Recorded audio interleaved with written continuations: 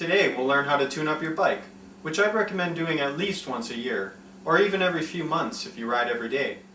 Since I can't demonstrate every step of the procedure while keeping this video short, I'll give a general overview and cover each step further in separate tutorials. If you're watching this video on bicycletutor.com, you'll notice below the video that I've written out all of the steps and included links to related tutorials. I'll be adding new links as new videos are uploaded. Depending on how much work is needed, you'll need several tools for this job.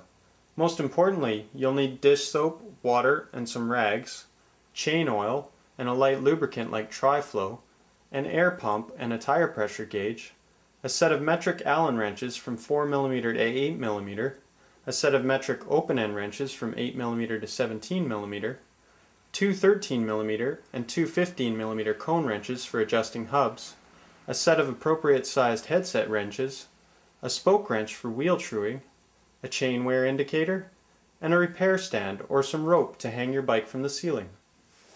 First, disconnect your brakes and remove both wheels. This makes it easier to clean the bike frame and tune up the wheels. Clean between all of the sprockets of your freewheel or cassette using a rag or a proper cleaning tool. Using a dry rag, wipe down the hubs, spokes, and rims on both wheels. If they are difficult to clean, dip your rag in some mild soapy water and try again. Never use harsh cleaners or a water hose to clean your bike. Check both hub adjustments to make sure they aren't loose and that they spin freely. Adjust or overhaul them as necessary. If you have a truing stand, deflate the tires and check the alignment and spoke tension of both wheels and adjust as needed. Inflate both tires to the recommended pressure and then set them aside. Now wipe down your entire bike frame and components. I usually start at the handlebar and work my way to the rear derailleur in order to keep my rag clean as long as possible. Again, you can dampen your rag with soapy water if needed to loosen up any tough grime. Once clean, it's a good idea to carefully inspect the entire surface of your frame for any hairline cracks or damage.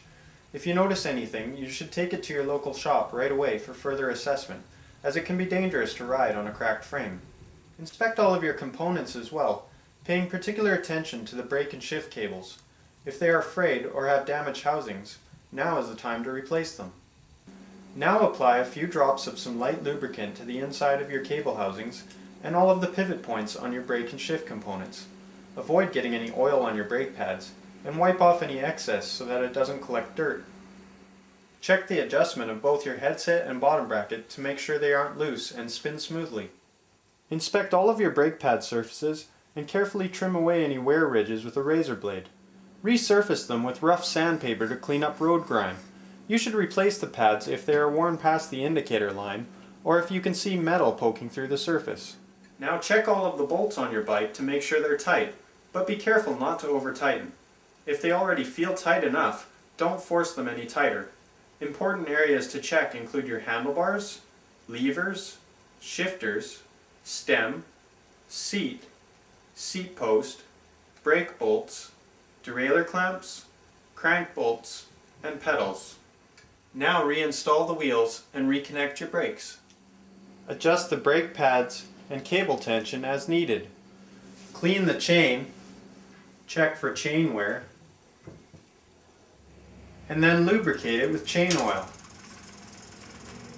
Then adjust the rear derailleur first and the front derailleur second. Now place the bike on the ground and adjust your handlebar, lever, and seat position as needed. The last step is very important.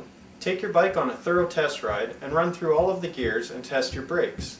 Most of the time you'll have to make some minor adjustments before you're fully ready to ride.